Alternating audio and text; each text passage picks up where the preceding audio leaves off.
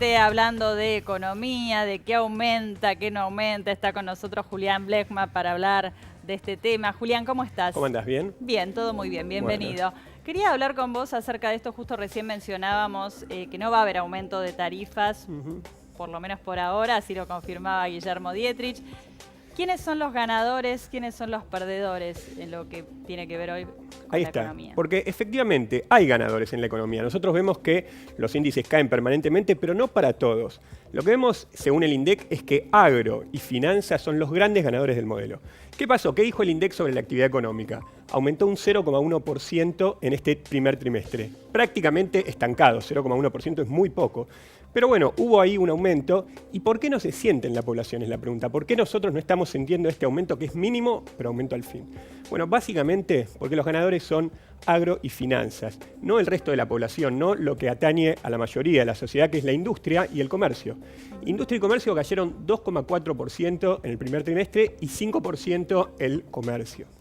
O sea, lo que estamos viendo ahí es una caída importante en estos dos elementos. Pero se compensa con agro y finanzas y eso hace que, bueno, incluso se puede hablar de una suba de la economía, 0,1, muy bajo, pero suba al fin, ¿no? Claro, lo que pasa es que sigue siendo la suba siempre para los mismos, y vos decías de lo que cayó el comercio y la industria, y la pregunta es, y creo que hubo encuestas al respecto, ¿qué va a pasar en los próximos meses? ¿La gente tiene pensado gastar o la poca plata que tiene es destinada a los gastos que tiene y si algo sobra al ahorro? Bueno, ahí está. Comercio, de hecho, ya se sabe qué pasó después del primer trimestre. Siguió cayendo. ¿Qué pasó en abril? Cayó 5%, esto lo dijo Came. Y en mayo, ya en estas 3 primeras semanas, la FECOBA, que es la Federación Económica de Buenos Aires, habla de una caída del 4,2%. Con lo cual, estamos viendo que en lo que respecta al comercio, no hay ningún índice que pueda avisorar una suba. Esto está directamente relacionado con la caída del poder adquisitivo de la población, ¿no? Y con la industria pasa lo mismo. Prácticamente no hay sector que haya mostrado repunte. El único se podría hablar de la construcción.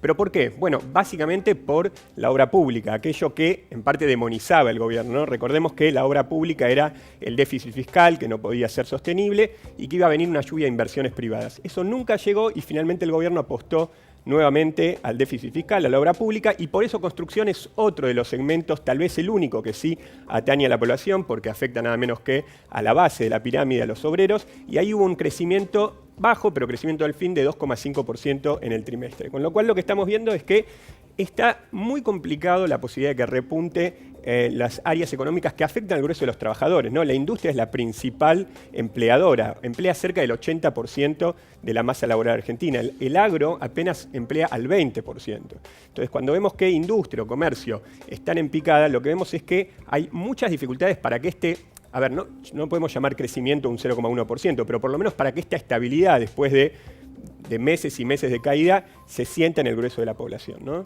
¿Y la cercanía con las elecciones influye un poquito en que la gente quizás por temor prefiera no gastar, esperar a ver lo que va a pasar? Bueno, la cercanía pareciera estar, digamos, ayudando un poco a por lo menos el sostenimiento de la actividad económica, porque recordemos que la agenda de ajuste del gobierno fue frenada. Lo veíamos recién a Dietrich hablando de que se van a frenar porque habían anticipado una suba, ¿se acuerdan? No pueden dar una mala noticia previo a las elecciones, en todo caso la darán después. Exactamente, a ver, habían hablado incluso de números, habían dicho que el boleto iba a subir de 6 a 9 pesos, o sea, estamos hablando de cifras puntuales que ya habían dado, ya habían dejado correr el gobierno, exactamente, y que ahora por el contrario está hablando de que por el momento no va a haber ajustes tarifarios. Muchos subas también de los servicios públicos se han detenido, ahora el gobierno ha cambiado el discurso, ha dicho que por ahora no es necesario mayor ajuste, y entonces creo que la cercanía de las elecciones por estos meses va a hacer que la economía, bueno, deje de caer. De hecho, ese 0,1% que de vuelta es mínimo, prácticamente no se puede hablar de crecimiento cuando estamos hablando de estas cifras, pero sí de estancamiento y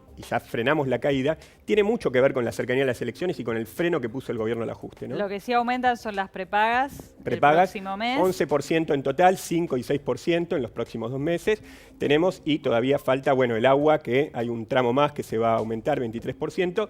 Todavía hay ajustes. Sí, y el gas que ahora que ya estamos usando distintos métodos de calefacción, también vamos a empezar a sentirlo en las tarifas. Exactamente, se va a ver en las boletas ese aumento que ya ocurrió, pero que por el momento no se sentía tanto por la falta de uso del gas, ¿no? O sea que lo que vemos, como decís, Paula, es que efectivamente lo que se viene es, en principio, mayores estrecheces en la economía. No podemos hablar de ajustes, pero sí de que difícilmente se reactive la economía, por lo menos en un nivel que se pueda sentir por el grueso de la población, porque lo que vemos es eso, es que los grandes ganadores son agro y finanzas, dos sectores que no derraman. Digo, finanzas justamente tiene que ver con concentración de la riqueza, y agro, bueno, es un núcleo menor que, además, vamos a decirlo, históricamente son los grandes fugadores de divisas. O sea que, por eso es que, frente a este leve crecimiento, muy leve al fin, la sensación térmica es que la economía está decayendo. ¿Y por qué? Porque industria y comercio, que son dos elementos que nos atañen mucho al grueso de la población, están en franca caída, ¿no? ¿Y qué pasa con el dólar que subió en los últimos días? Bueno, esto está muy relacionado con la crisis de Brasil, ¿no? La crisis de Brasil lo que hace es que todos los inversores en dólares extranjeros, bueno, frente a la incertidumbre que es Brasil y es Argentina, porque lo que le pasa a uno en gran medida le pasa a otro, recordemos que Brasil es nuestro principal socio comercial, bueno, vayan al dólar. Entonces, cuando hay mayor demanda de dólares, eventualmente sube el precio del dólar, y esto está muy relacionado, como decíamos, con eso,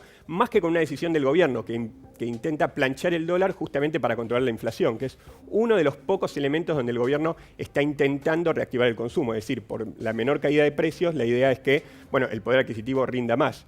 Pero vamos a ver qué pasa. El gobierno está muy decidido a que, por lo menos hasta las elecciones, como decías, Paula, no haya grandes movimientos en la economía. Vamos a ver si la crisis de Brasil se logra sortear de esa forma o si, por el contrario, nuevamente empieza a haber una escalada en el dólar, ¿no? Bueno, muchas gracias, Julián, clarísimo, así que esperemos que sí, que quede por lo menos todo calmadito, aunque sea para los próximos meses que tanto lo necesitamos. Gracias.